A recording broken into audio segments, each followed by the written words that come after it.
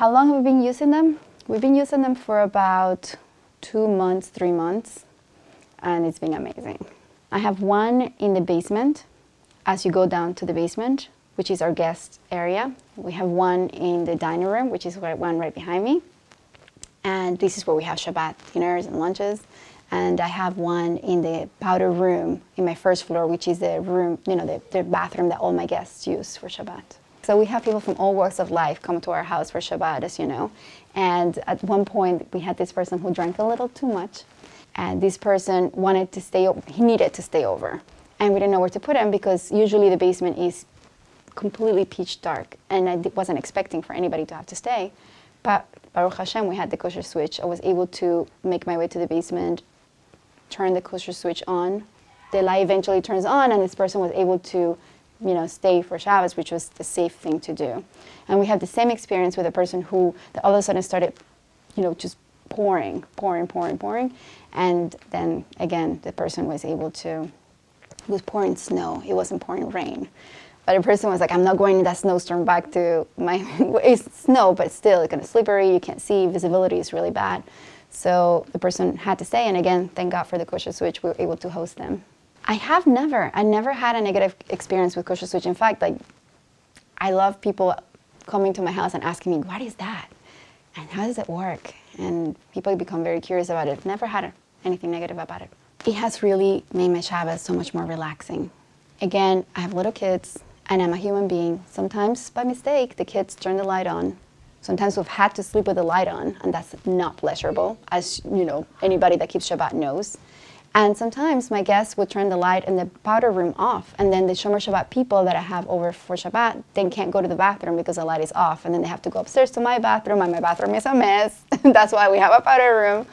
So with kosher switch, now I can turn the light on and nobody's going to be concerned about that. So it really has enhanced my Shabbat in so many ways. I know it's very, very weird to say again, I'm going to turn a switch on Shabbat, and it feels like a strange thing. But you have to remember that we have Rabbeim that back this up. It is not something that I made up or you made up or anybody else made up. This is something that is completely within the realm of halacha. And it's okay. Just like I'm wearing a sheitel right now and it looks like my hair, but it's okay. So that's the kind of thing that I feel like is happening with kosher switch. Honestly, having to call the electrician because I'm so lazy, and I just have to call and pick up the phone, but that was it. I also didn't appreciate it until I had it on my wall. I was like, kosher switch, I don't need that. I've kept Shabbat all this time. What's the big deal? And I've survived. Yeah, sometimes I've had to sleep with the light on, but life is life. But then when I had it, I was like, oh my gosh, how did I ever live without it? It's almost like when you get a cell phone and you never had one, you're like, how do you ever live without GPS on my phone? How do you even find an address to go anywhere? So it's one of those things that you don't know that you need, but all of a sudden you're like, wow, that's amazing. So to be honest with you, I think that it's just like when you ask a shaila, that the rabbi says yes, and sometimes you might bring something a question that you're like, for sure, this spoon is gone. This fabulous thing that I bought is completely going to go to the garbage because it's not kosher. And then you go and you ask the rabbi, and the rabbi's like, oh, this is it, you can use it. And you're like, wow. So it's not so bad. So I leave it to the experts. I just don't, I don't bother myself with all the psychological parts of it. If the rabbi says okay, I'm like, okay, it's fine. Who am I to start digging? Of course, I love to learn the halacha, and of course, I sat down and I learned about it. But I'm not the expert. I let the expert take care of that, and I let myself enjoy the kosher switch. Would a kosher switch ruin Shabbos? It has enhanced my Shabbos. I have no worry now that people are going to go in the powder room and the light is going to be off. And that is a huge deal for me. I had to tape that light over and over again, and guests would be like, why is the light taped? And my kids would take the tape off and then turn it off or on, and I don't have that worry anymore. And that's really big for me. The dining room the same thing. Sometimes we'll have so many people in my dining room. Sometimes I'll have 30 guests, and then someone would rest themselves against the wall and turn the light off with their back. Well, you can't do that with the kosher switch, and even if somebody did that, you can turn it back on. So it has enhanced my Shabbos in so many ways. My kids are not really so involved with the kosher switch. The truth of the matter, I have 5 boys, and they don't even know probably that it's in the wall. Like they're just busy themselves with something else. Like I honestly haven't even thought about it. I haven't told them necessarily about it. I have to see how that goes. But I think they'll just be like, cool. Like when timers first came out and like people were like, well, can I put my lamp on a timer? Is that in the spirit of Shabbos? Everyone has timers nowadays. Everyone does. So KosherSwitch, when eventually everyone's going to have a KosherSwitch and be like, wow, this is a lifesaver. Does a timer ruin your Shabbos? Does a timer psychologically impact your Shabbos? No, but in fact, sometimes we're at dinner, Shabbat dinner, and the timer goes off and the light goes off. And guess what?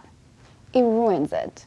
Because now we can't see what we're eating, or somebody misprogrammed the timer and the timer is messed up, or the timer stopped working, and then it ruins our Shabbos. Well, guess what? Not anymore, because now we have KosherSwitch. And it makes a big difference because, especially when I don't want the guests to leave and we still have to do Birkat HaMazon, and the light goes off, and all of a sudden, like, people are like, okay, bye. And I'm like, wait, we still have some dessert to go through, even though you can't see it. So it's that kind of thing. So I would say to these people, you can't get confused. The KosherSwitch doesn't look like a regular switch.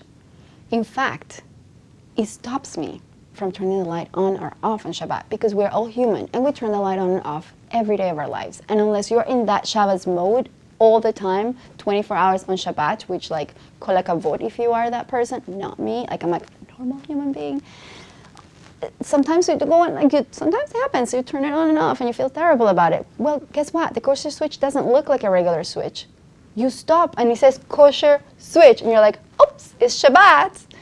That's how it works. So it has enhanced actually even my Shabbat observance. Everyone loves it. Everyone gathers around it.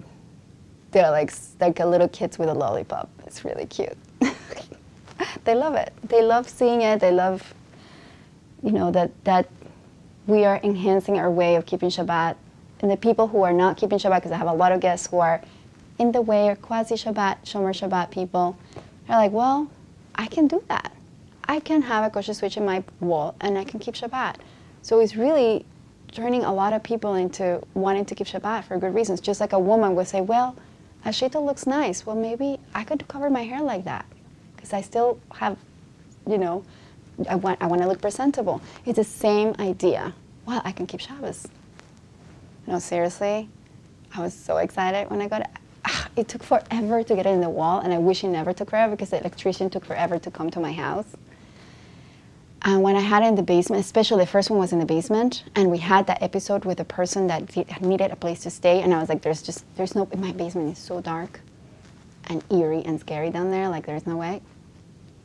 I was like, I can't believe I was finally able to put somebody up without having to worry about tumbling down the steps in the basement. So for me, that was just incredible. And knowing that it's okay to turn it on and off on Shabbos, it's just peace of mind. It's like, the rabbi says, okay, go for it. It's great.